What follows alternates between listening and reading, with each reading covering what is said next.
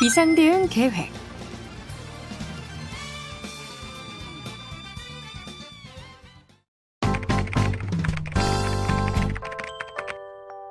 여러분 안녕하세요. 안녕하세요. 이번 시간에도 계속해서 화학사고 예방관리계획서 작성 방법에 대해서 알려드릴 텐데요. 이번에는 비상대응계획 부분에 대해 알아보겠습니다.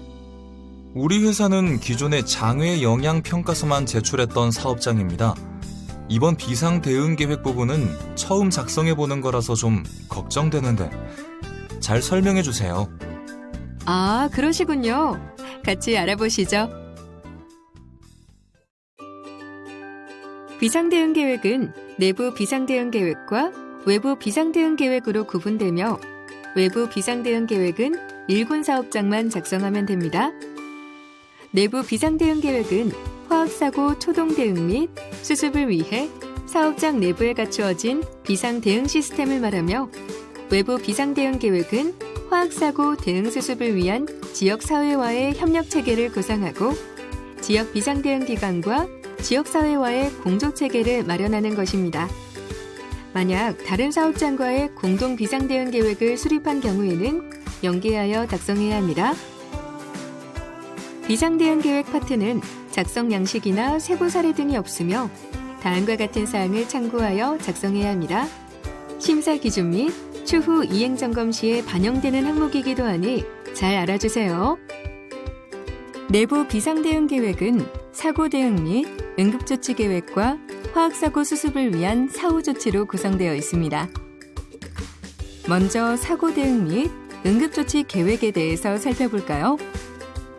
사고 대응 및 응급조치 계획의 작성 항목은 가동중지 권한 및 절차, 방제 인력 및 장비, 물품 운용 계획, 사업장 내부 경보 전달 체계, 그리고 응급조치 계획입니다. 먼저 가동중지 권한 및 절차입니다. 비상상황 발생 시 단위 공장 또는 공정 단위로 가동중지가 필요한 경우에 혼란 없이 가동중지를 결정하고 시행할 수 있도록 가동중지 가능 범위 및 절차, 가동중지 결정 권한자 및 연락수단 등의 체계를 수립합니다. 야간 휴일 등을 고려하여 작성해야 하며 자동 차단 시스템이 있다면 그에 관한 사항도 포함해야 합니다. 다음은 방제 인력 및 장비 물품 운용 계획 항목입니다. 시설 누출 봉쇄 및 확산 차단 등의 자재 방제 조직 및 임무에 대해 작성합니다. 사고의 규모와 초기 상황을 고려하여 자체 방제 인력으로 대응이 가능한 경우와 자체적으로 불가능하여 대외기관의 도움이 필요한 경우를 모두 검토하고 초동 조치 방법은 사고 유형 및 물질 특성을 고려하였는지 확인합니다. 그리고 방제 장비 물품 및 개인 보호장구 보유 현황 및 배치도도 작성하여야 하는데요. 각 장비와 물품을 배치할 때에는 위험 요소와 접근성을 고려하여 위치를 선정합니다. 장비 물품의 명칭, 용도, 설치 또는 보관 위치, 수량, 성능 및 규격, 점검 주기 또는 유효 기간에 대해 작성합니다. 방제 인력 및 장비 물품 운용 계획 항목에 대해서도 작성해야 하는데요. 사업장의 관리 조직 및 인원, 예산 등의 상황을 충분히 고려하여 현실적으로 계획하여 작성하여야 합니다. 기타 사항은 방제 요원 대상 훈련 계획이나 방제 작업 절차서 등 사업장 자체 방제 능력 확보를 위해 추가적으로 필요한 사항을 작성해 주시면 됩니다. 작성 항목 중 가동중지 권한 및 절차와 방제 인력 및 장비, 물품 운용 계획에 대해 알아봤으니 이제 사업장 내부 경보 전달 체계에 대해 알아볼 차례겠군요. 네, 맞습니다. 이제 사업장 내부 경보 전달 체계와 응급조치 계획 항목 작성 방법에 대해 차례로 알려드릴게요. 다음은 사업장 내부 경보 전달 체계 항목입니다. 사내 경보시설의 종류 및 경보 발령 지점을 작성합니다.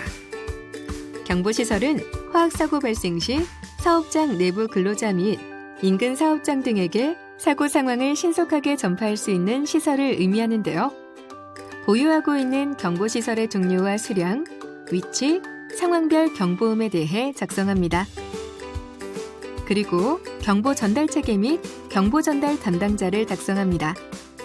최초 발견자가 화학 사고를 인지하고 사업장 내부 근로자 및 인근 사업장 등에게 발생 사실을 전달하는 일련의 과정을 의미하는데요. 경보 전달 과정 및 방법, 상황별 담당자를 한눈에 보기 쉽게 작성하여야 합니다. 작성 시 참고해야 할 내용을 정리하였으니 확인해 보세요.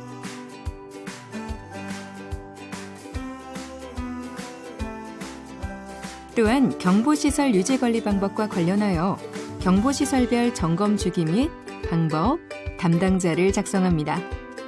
이 외에도 기타 사업장 내부 경보 전달 체계에 필요한 사항인 경보시설 배치도, 정전 시 경보 전달 방법 등을 작성합니다. 마지막으로 응급조치 계획입니다. 취급시설을 저장시설, 보관시설, 반응 교반시설, 입출하시설, 배관시설, 기타 시설과 같이 유형별로 구분하고 물질군을 고려하여 사고 유형별로 응급조치 계획을 작성합니다.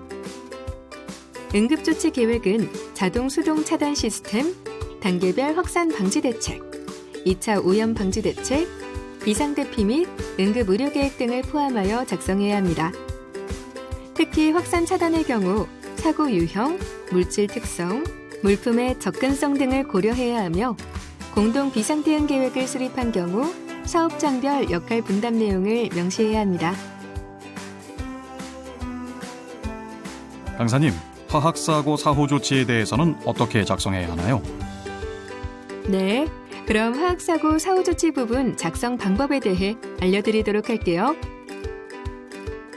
화학사고 사후 조치는 화학사고 수습 및 상황 종료 후에 관한 사항으로 사고 원인 조사 및 재발 방지 대책과 사고 복구 계획을 포함하여 사업장 여건에 맞춰 작성합니다.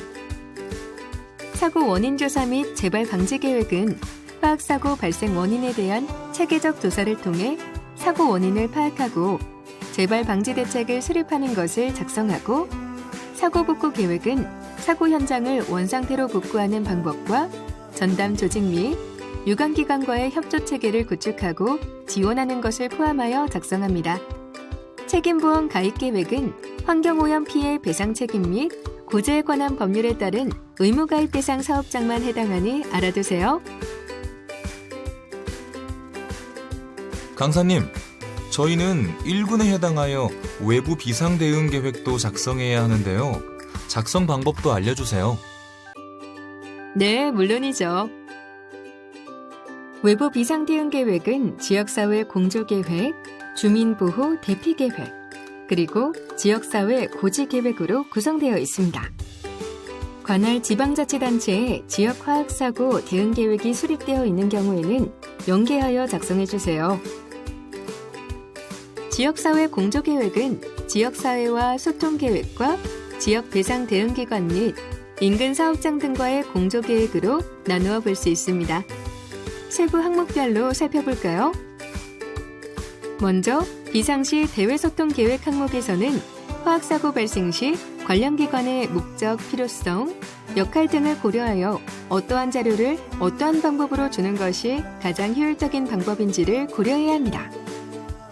대외소통 조직 혹은 담당자를 구체적으로 지정하고 정보 제공 방법 및 조치 절차 등을 수립하며 정보 제공이 필요한 이해 당사자 목록과 대상별 제공 정보 및 양식을 마련해 둡니다. 평상시 화학사고 예방 대비를 위한 지역사회와의 소통 항목에서는 사고의 예방 대비를 위해서 주변 사업장, 지역 주민, 관련 기관 등과의 지속적인 소통을 통한 협력 방안을 마련합니다. 화면은 작성 예시이니 참고해 주세요.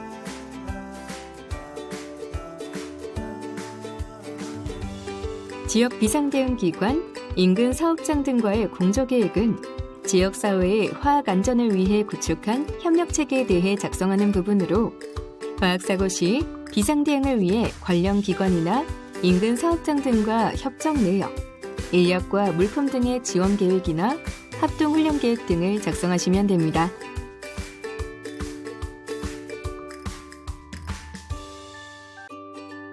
다음은 주민보호 대피 계획입니다. 사고 발생 시 총괄 영향범위 내 생활하는 주민이 사고 상황을 인지하고 신속하게 대처하여 피해를 최소화시킬 수 있도록 해야 합니다. 대피 경보 전달 체계는 유출, 누출, 화재 폭발 등 사고 유형에 따른 경보 방법을 설정해야 하며 주민 대피, 행동 요령에서는 실내 대피와 실외 대피를 구분하여 상황별 유의사항을 작성해야 합니다. 응급의료 계획에서는 환자 후송 계획, 노출 경로에 따른 응급조치 사항 등을 작성합니다. 그리고 주민 대피 장소 방법은 직결지와 대피 장소를 구분하여 작성해야 하며 주변 지리와 풍향을 고려하여 2곳 이상 지정해야 합니다. 풍향을 서로 다른 방향으로 지정하여 영향을 최소화해야 하고 수용 인원 등은 해당 시설 및 지자체와 사전에 협의해야 합니다. 마지막으로 지역사회 고지 계획입니다. 화학사고 위험성 및 행동 요령 등을 다양한 방법으로 안내함으로써 주민으로 하여금 주변 사업장에서 사용하는 유해 화학물질의 종류 및 특성을 인지하고 사고 발생 시 대처 요령을 사전에 습득하고자 하는 것이 목적입니다. 고지 대상은 총괄 영향 범위 내 주민입니다. 작성 정보에는 총괄 영향 범위에 따라 차등 작성해야 하며 총괄 영향 범위가 사업장 밖으로 나가지 않으면 일반 정보, 물질 정보, 총괄 영향 범위 표시만 제공합니다. 다음 3가지 경우에 한하여 사업장 공동으로 지역사회 고지가 가능함을 알아두세요. 사업장의 여건에 따라 각기 다른 공조체계, 대피 경보 전달, 대피 장소 등을 보유하고 있기 때문에 지역사회 고지에 관한 작성 서식이나 예시 없이 사업장의 현황에 맞게 작성해야 합니다. 지역사회 고지 작성 항목은 다음과 같습니다.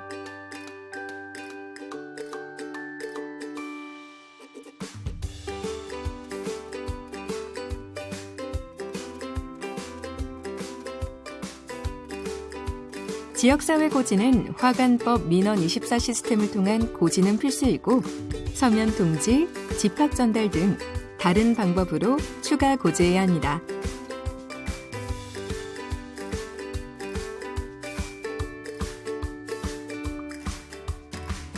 지금까지 비상대응계획 작성 방법에 대해서 설명드렸는데요. 이해가 잘 되셨나요?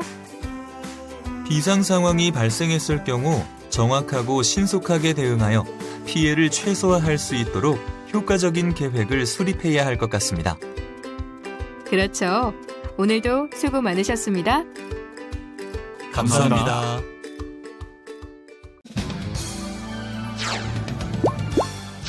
이것으로 학습을 마치겠습니다. 수고하셨습니다.